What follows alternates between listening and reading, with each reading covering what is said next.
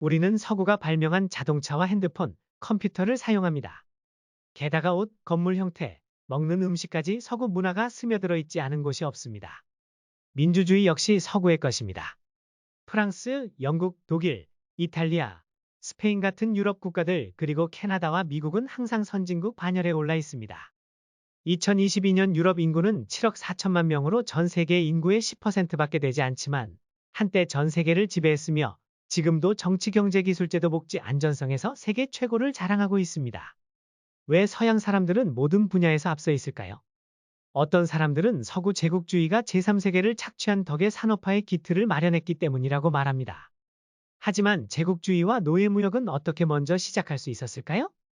이 질문들에 답하는 책이 바로 서울대 도서관 대출 순위 1위인 제레드 다이아몬드의 총균세입니다. 제레드 다이아몬드는 6인에서 새 진화에 대해 연구하던 도중 원주민 얄리에게 왜 백인들만 비행기와 배 같은 화물을 만들 수 있었는지 질문을 받게 되고 그 원인을 밝혀내기로 결심했습니다. 하지만 그 해답은 어이가 없을 정도로 단순했습니다. 서구가 앞서 나간 이유는 순전히 지리적, 생태적 환경 차이 때문이었습니다. 단지 운이 좋았을 뿐이었던 거죠. 피사로의 원정대가 그 예입니다. 1533년 피사로의 원정대는 168명만으로 8만 명의 잉카 제국 군대와 싸워 이겼습니다. 그리고 유럽에서 가져온 총, 칼, 창, 단검, 말을 가지고 원주민들을 학살하고 노예로 삼았죠. 다른 유럽인들 역시 신대륙의 천연두, 홍역, 인플루엔자, 발진티푸스, 패스트 등의 전염병들을 퍼뜨렸고 면역력이 없는 원주민 95% 이상이 처음 겪는 전염병으로 죽어나갔습니다. 모두 가축에서 비롯된 질병들이죠. 이뿐만이 아닙니다. 유럽인들은 해양 기술과 정치 조직, 체계화된 군대, 문자, 나침판, 지도 등의 도구들도 가지고 있었습니다. 모두 신대륙의 원주민들에게 없는 것들이었죠. 반면 대부분의 신대륙 사람들은 문자도 없이 수렵채진민에 머물러 있었습니다.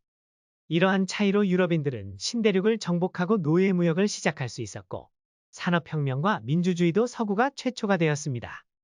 하지만 제레드 다이아몬드는 서구가 총과 균과 쇠를 가지고 신대륙을 정복한 것 역시 하나의 현상일 뿐이라고 말합니다.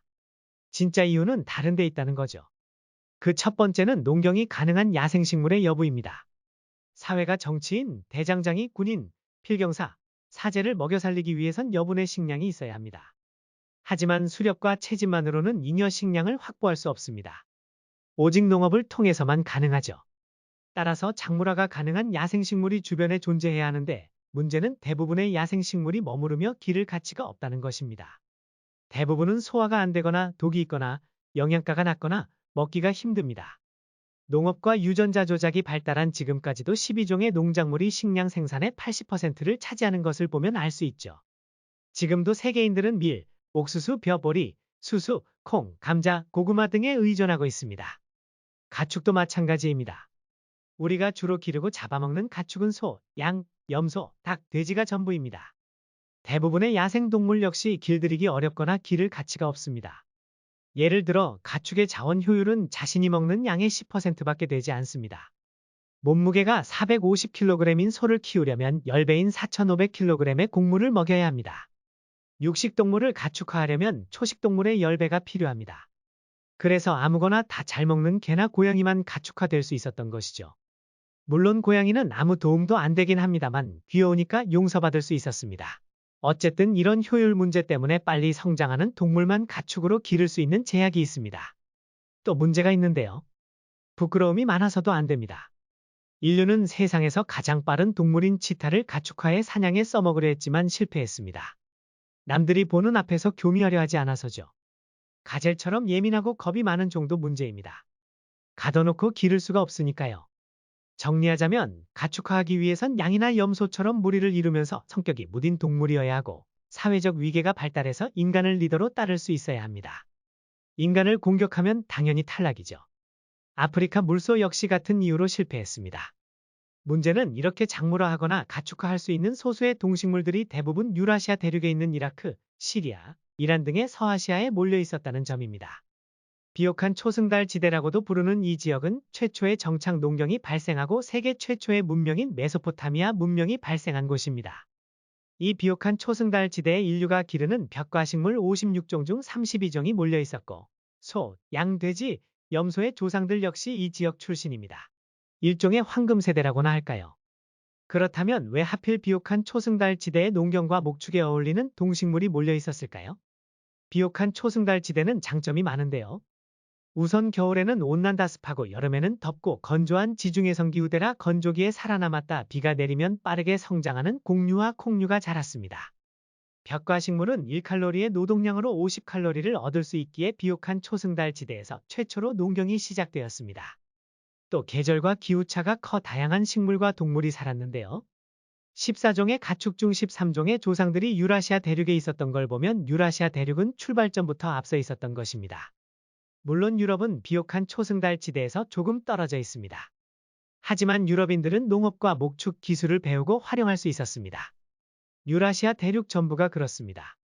그들은 잉여 식량을 통해 인구를 늘릴 수 있었고 문자와 과학기술, 국가와 찬란한 문명을 이룰 수 있었습니다.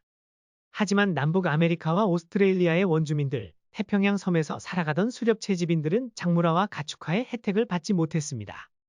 단지 환경적 제약 덕분에 국가는커녕 농경도 시작하지 못했던 것입니다. 결국 인구가 조밀한 사회를 만들지 못해 문명 발전의 속도가 차이가 나게 되었고 세계는 지금과 같은 모습이 되었습니다. 바로 유라시아 대륙과 남북 아메리카 대륙의 지리적인 차이 때문입니다. 남북 아메리카는 남북 길이가 14,500km로 동서축 4,800km보다 훨씬 깁니다. 세로로 긴 형태의 지리적 환경에서는 위도 차이가 커서 문제가 생깁니다. 농업과 목축에 필요한 동식물과 기술이 전파되려면 같은 위도권 내에서 낮의 길이와 계절 변화, 생태계 기온과 강수량의 차이가 비슷해야 합니다. 그렇지 못하면 동식물은 전혀 다른 환경 속에서 적응하지 못하고 전파되는 것도 불가능합니다. 멕시코에서 경작에 성공한 옥수수가 아래 지방의 안데스 지역으로 전파되지 못하고 안데스의 특산물 역시 중앙아메리카의 무더운 저지대에 가로막혀 멕시코로 전파되지 못한 것이 그 예입니다. 만약 아메리카 대륙 전체의 옥수수 경작이 성공했다면 지금의 미국은 없을지도 모르는 일입니다. 반면 유라시아 대륙은 이탈리아 남부, 이란 북부, 일본까지의 거리가 6,400km나 되지만 기후가 비슷해 기술이 전파될 수 있었습니다. 결국 유럽과 동아시아 국가들이 성공할 수 있었던 근본적인 이유는 처음에 자리를 잘 잡았던 것뿐입니다. 그들이 더 똑똑하거나 성실해서가 아니라요. 정리하자면 지금과 같이 서구가 앞서 나가게 된 이유, 문명의 발전 속도의 차이가 난 이유는 지리적 원인 때문입니다. 이것이 바로 제레드 다이아몬드가 총균세를 통해 말하고 싶던 요지입니다. 잉여 식량을 생산할 수 없었다면 문명도 탄생할 수 없으며 종교, 예술, 전쟁, 정치, 기술 발전에 전념하는 개인들을 만들어내지도 먹여 살리지도 못합니다. 그래서 뉴기니에 사는 얄리의 조상들은 알파벳, 반도체, 민주주의, 비행기, 항공모함, 컴퓨터, 코로나, 총 같은 것들을 생산할 수 없었던 것이죠. 만약 그들과 서구인들이 사는 환경이 정반대였다면 아마 얼마 남지 않은 서구인의 후손이 똑같은 질문을 했을지도 모릅니다.